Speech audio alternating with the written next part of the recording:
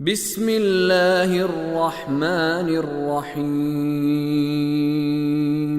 سورہ علق کی آیت نمبر 19 یعنی آخری آیت کے الفاظ کے معانی آپ کی خدمت میں بیان کر دیے تھے۔ اس کا سادہ ترجمہ اس طرح سے ہوگا: خبردار آپ ہرگز اس نافرمان کی اس کی اطاعت نہ کیجیے اور اللہ کی بارگاہ میں سجدے کر کے اس کا قرب حاصل کرتے رہیے۔ خداوند عالم کے فضل و کرم سے سورہ علق مکمل ہوئی۔ اس کا ایک مختصر اور خلاصہ آپ کی خدمت میں عرض کرتا ہوں۔ سب سے پہلے آغاز ہوتا ہے اسلام کی تحریک کے پہلے پیغام کا، جو اللہ کی طرف سے نازل ہوا اللہ کے نبی کے قلب پر حضرت جبرائیل کے ذریعے سے۔ اس کا آغاز اللہ نے اپنی رحمتوں کے تذکرے سے فرمایا۔ اس کے بعد پہلی دعوت پڑھنے کی دی، یعنی اقرا۔ اس کے بعد اللہ کی توحید خلقت اور توحید ربوبیت کا تذکرہ کیا۔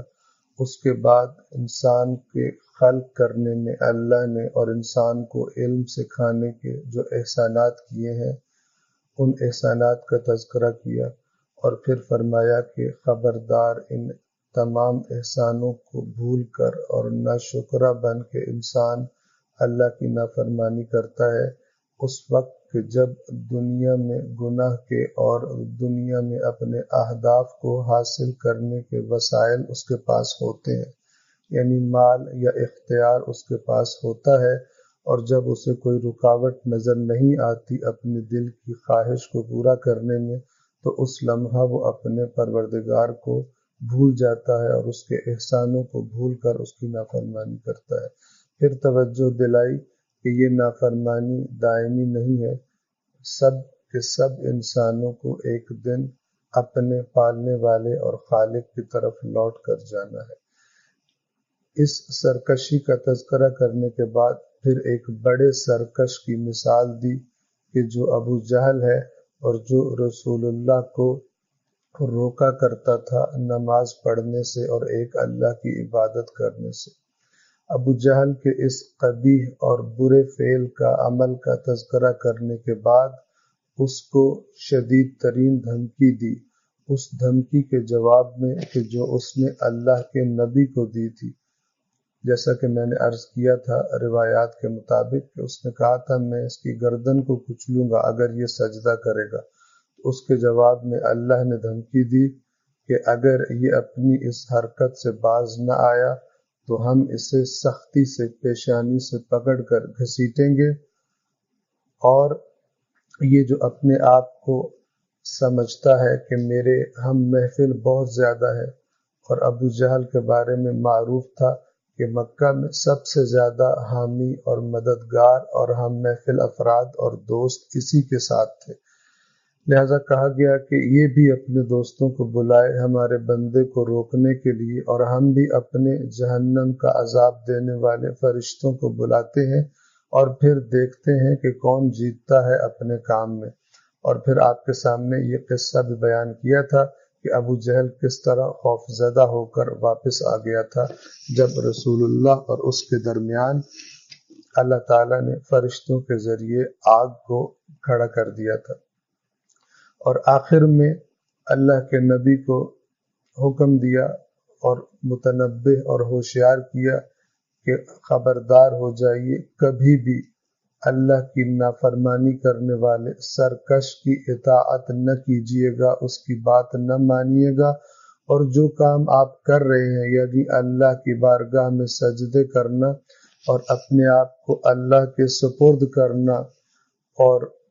اس کی عبادت کرنا اور اس کے ساتھ کسی کو شریک قرار نہ دینا، اس عمل کو جاری رکھیے اور اس عمل کے نتیجے میں اللہ کا قرب حاصل کرتے رہیے۔ ایک نقطہ جس پر خاص طور پر توجہ کرانا چاہوں گا آپ کی،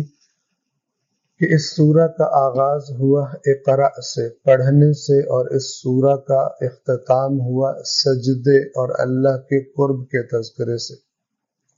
تو آغاز اور انجام میں سورہ علق کو اگر ملا کر دیکھا جائے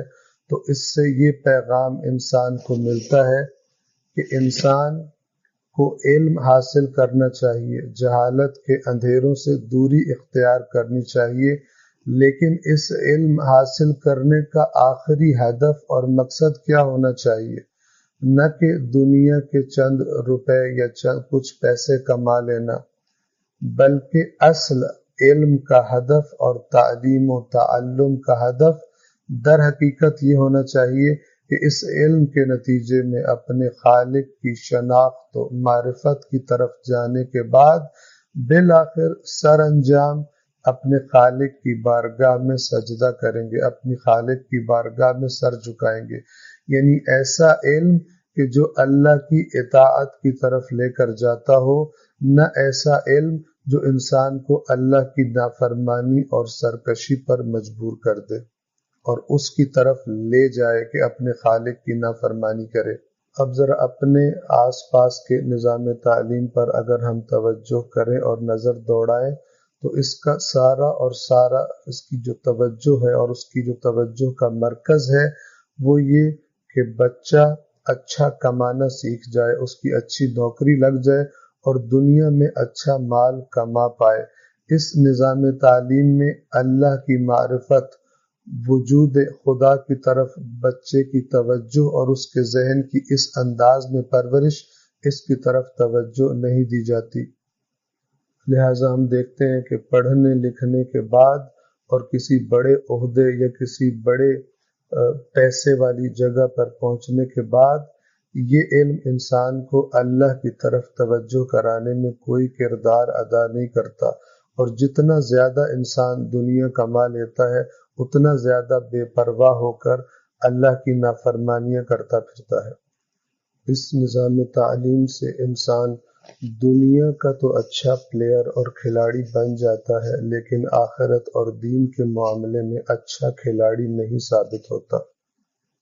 اہل بیت اطہار نے عقل کی بھی جو ڈیفینیشن اور تعریف بتائی ہے وہ اس طرح سے ہے کہ عقل اسے کہتے ہیں کہ جو رحمان کی اطاعت اور فرما برداری کروائے